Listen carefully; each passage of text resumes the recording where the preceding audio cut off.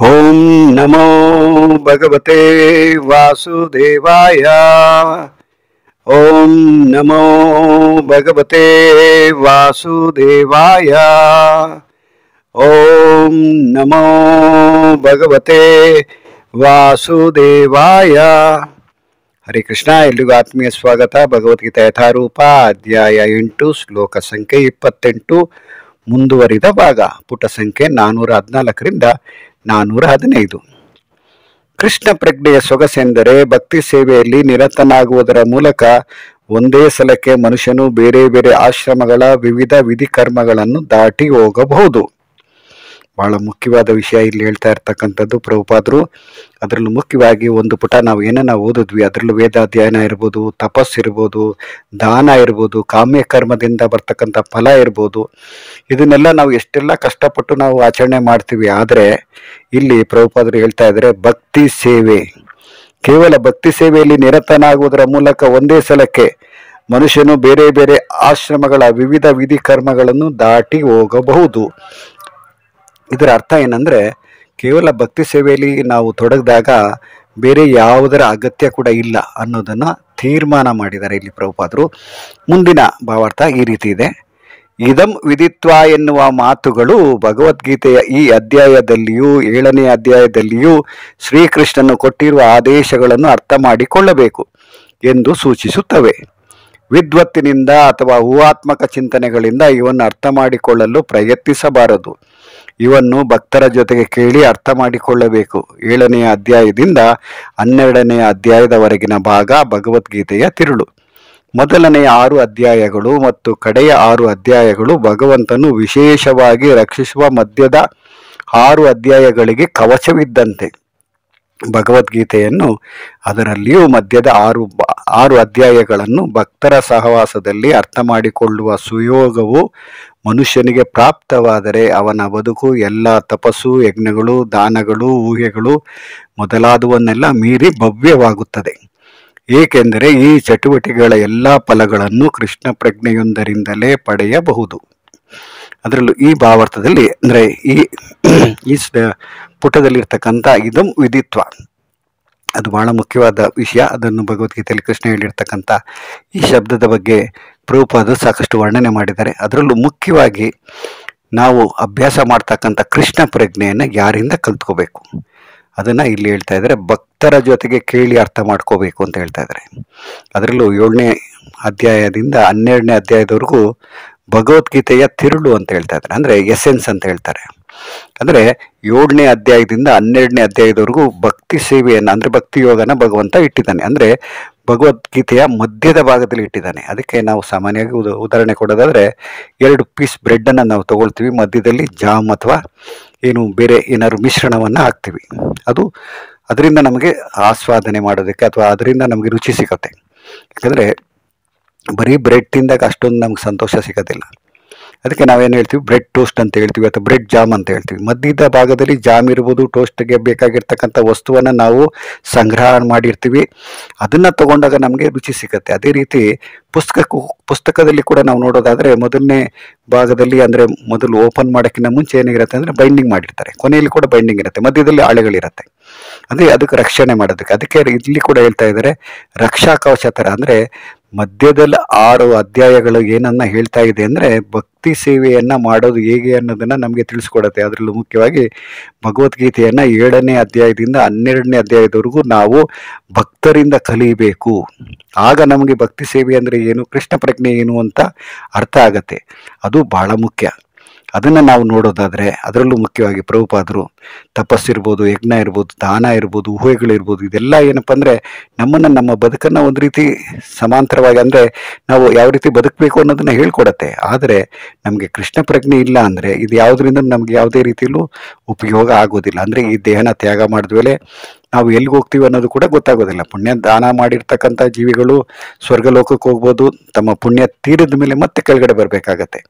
ಆದರೆ ಕೃಷ್ಣ ಪ್ರಜ್ಞೆಯಿಂದ ಏನೆಲ್ಲ ಅನುಕೂಲ ಆಗತ್ತೆ, ಎಷ್ಟು ಸುಲಭ ಅನ್ನೋದನ್ನು ಇಲ್ಲಿ ಹೇಳಿದ್ದಾರೆ. ನಂತರ ಮುಂದಿನ ಪ್ಯಾರಾಗ್ರಾಫ್ ಏನನ್ನ ಹೇಳುತ್ತೆ ಅನ್ನೋದನ್ನು ನೋಡೋಣ.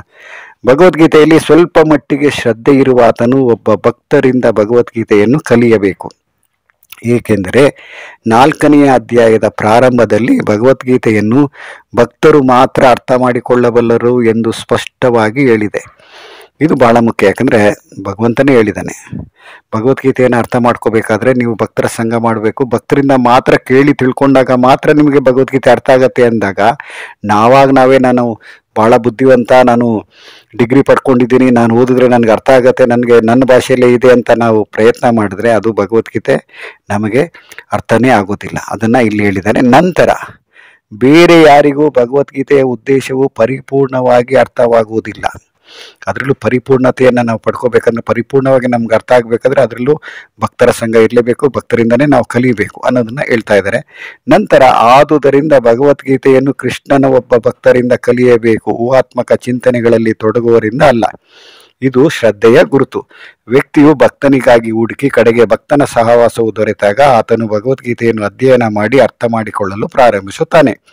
ಭಕ್ತನ ಸಹವಾಸದಲ್ಲಿ ಮುನ್ನಡೆದ ವ್ಯಕ್ತಿಯು ಭಕ್ತಿ ಸೇವೆಯಲ್ಲಿ ತೊಡಗುತ್ತಾನೆ.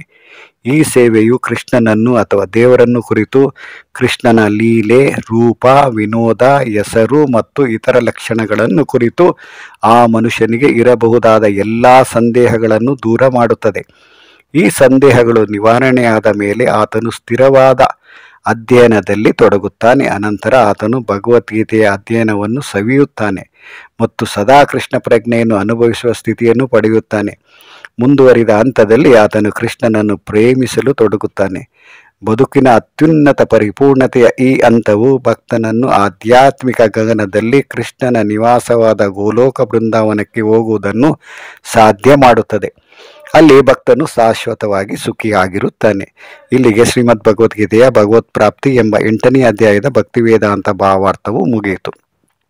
ಈ ಭಾಗದಲ್ಲಿ ಅದರಲ್ಲೂ ಕೃಷ್ಣನ ಲೀಲೆಗಳನ್ನು ಯಾತಕ್ಕೆ ತೋರಿಸ್ತಾನೆ, ನಂತರ ಕೃಷ್ಣನ ರೂಪ ಎಷ್ಟು ಸುಂದರವಾಗಿರುತ್ತೆ, ನಂತರ ಕೃಷ್ಣನ ವಿನೋದ ಅಂದರೆ ಯಾವ ರೀತಿ ತಮಾಷೆಯನ್ನು ಮಾಡ್ತಾ ಇದ್ದ ಭಗವಂತ, ನಂತರ ಕೃಷ್ಣನ ಹೆಸರು, ಇತರ ಲಕ್ಷಣಗಳು ಯಾವ ರೀತಿ ಮನುಷ್ಯರಿಗೆ ಆಕರ್ಷಣೆ ಮಾಡ್ತಾ ಇತ್ತು ಅಂದರೆ ಭಗವಂತನ ಉದ್ದೇಶ ಒಂದೇ. ಭಗವಂತ ಅವತಾರ ಮಾಡೋದು ಯಾತಕ್ಕೆ, ಅದರಲ್ಲೂ ಸಾಕಷ್ಟು ಅವತಾರಗಳು ತಗೊಂಡು ಭಕ್ತರನ್ನು ರಂಜನೆ ಯಾತಕ್ಕೆ ಮಾಡ್ತಾ ಇದ್ದಾನೆ, ಅದು ಬಹಳ ಮುಖ್ಯ. ಯಾತಕ್ಕಂದರೆ ಭಗವಂತ ಇಷ್ಟೆಲ್ಲ ಮಾಡಬೇಕಾದ ಅವಶ್ಯಕತೆ ಏನಿತ್ತು ಅಂತ ಸಾಮಾನ್ಯ ಜನರಿಗೆ ಪ್ರಶ್ನೆ ಮೂಡುತ್ತೆ. ಭಗವಂತ ಯಾತಕ್ಕೆ ಭಗವದ್ಗೀತೆಯನ್ನು ಹೇಳಿದ್ದು, ನಂತರ ಏನು ಯದಾ ಯದಾ ಈ ಧರ್ಮಸ್ಯ ಅಂತ ಯಾತಕ್ಕೆ ಹೇಳ್ದ, ಪರಿತ್ರಾಣಾಯಾಮ್ ಸಾಧುನಾಮ್ ಅಂತ ಏನು ಹೇಳ್ದ, ಭಕ್ತರಿಗೆ ರಕ್ಷಣೆ ಕೊಡೋದಕ್ಕೋಸ್ಕರ ಬರ್ತೀನಿ ಅಂತ ಹೇಳ್ತಾನೆ. ಆದರೆ ಇಲ್ಲಿ ನಾವು ನೋಡ್ತಾ ಇದ್ವಿ ಎಷ್ಟೋ ಜನ ಕಷ್ಟಪಡ್ತಾ ಇದ್ದಾರೆ, ಎಷ್ಟೋ ಜನ ಶ್ರೀಮಂತರಾಗಿದ್ದಾರೆ. ಇವ್ರ ಕರ್ಮ ಏನು, ಸಾಮಾನ್ಯವಾಗಿ ನೀವು ಹೇಳ್ತೀರಾ ಅವ್ರ ಕರ್ಮಕ್ಕೆ ಅವ್ರು ಅನುಭವಿಸ್ತಾ ಇದ್ದಾರೆ ಅಂತ ಹೇಳ್ತೀರಾ. ಆದರೆ ಭಗವಂತ ಎಲ್ರಿಗೂ ಏನು ಕೃಪಾಮಯಿ, ಭಕ್ತವತ್ಸಲ ಅಂತೆಲ್ಲ ಹೇಳ್ತೀರಾ, ನಂತರ ದಯಾಮಯಿ ಅಂತ ಹೇಳ್ತೀರಾ, ತುಂಬ ಕರುಣೆ ಇದೆ ಭಗವಂತನಿಗೆ ಅಂತ ಹೇಳ್ತೀರಾ. ಆದರೆ ನಾವೆಲ್ಲ ಭಗವಂತನ ಮಕ್ಕಳು ಅಂತ ಹೇಳ್ತೀರಾ. ಆದರೆ ಇಲ್ಲಿ ನೋಡಿದ್ರೆ ಎಷ್ಟೋ ಜನ ತುಂಬ ಕಷ್ಟಪಡ್ತಾ ಇದ್ದಾರೆ, ಒಂದೊತ್ತು ಊಟಕ್ಕೂ ಇಲ್ಲ, ಅವ್ರಿಗೆ ಹಾಕೊಳ್ಳೋದಕ್ಕೆ ಬಟ್ಟೆ ಇಲ್ಲ, ಇರೋದಕ್ಕೊಂದು ಜಾಗ ಇಲ್ಲ.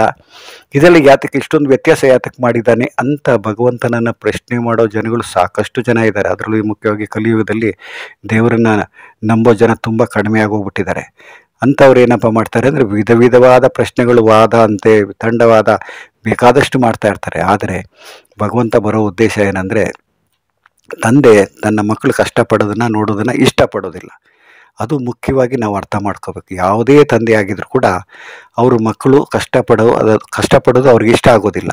ಅದೇ ರೀತಿ ನಾವೆಲ್ಲ ಈ ಲೋಕದಲ್ಲಿ, ಈ ಐಹಿಕ ಪ್ರಪಂಚಕ್ಕೆ ಬಂದು ಇಲ್ಲಿ ನಾವು ಪಡ್ತಾ ಇರ್ತಕ್ಕಂಥ ಕಷ್ಟನ ಭಗವಂತ ನೋಡೋಕ್ಕೆ ಸಾಧ್ಯ ಆಗದೆ ಇರೋ ಒಂದು ಕಾರಣಕ್ಕೆ ನಮ್ಮನ್ನು ಮತ್ತೆ ಯಾವುದಾದ್ರೂ ರೀತಿಯಿಂದ ಭಗವಂತನ ಧಾಮಕ್ಕೆ ಅಂದರೆ ಭಗವಂತನ ಲೋಕಕ್ಕೆ, ಭಗವಂತನ ಮನೆಗೆ ವಾಪಸ್ ಕರ್ಕೊಂಡೋಗೋದಕ್ಕೋಸ್ಕರ ಭಗವಂತ ತನ್ನ ಲೀಲೆಗಳನ್ನು ಪ್ರದರ್ಶನ ಮಾಡ್ತಾನೆ. ಅದರಿಂದ ನಾವು ಆಕರ್ಷಣೆ ಆಗಿ ನಂತರ ಭಗವಂತನನ್ನ ಪ್ರೇಮಿಸೋದಕ್ಕೆ ನಾವು ತೊಡಗಿದ್ರೆ ಭಗವದ್ಧಾಮಕ್ಕೆ ಹೋಗೋದಕ್ಕೆ ನಮಗೆ ಅನುಕೂಲ ಕೂಡ ಮಾಡಿಕೊಡ್ತಾನೆ. ಅದು ಗುರುಗಳ ಆಶ್ರಯನ ಪಡ್ಕೊಂಡು ಗುರುಗಳಿಂದ ನಾವು ವೇದಾಭ್ಯಾಸ ಮಾಡಿರ್ತೀವಿ. ನಂತರ ಗುರುಗಳ ಆಶ್ರಮದಲ್ಲೇ ಇದ್ದು ಯಾವ ರೀತಿ ನಮ್ಮ ಜೀವನನ ನಾವು ರೂಪಿಸ್ಕೊಂಡಿರ್ತೀವಿ. ನಂತರ ಭಕ್ತಿ ಸೇವೆಯಲ್ಲಿ ನಾವು ಭಗವಂತನನ್ನು ಯಾವ ರೀತಿ ಪ್ರೇಮಿಸೋದಕ್ಕೆ ಶುರು ಮಾಡ್ತೀವಿ.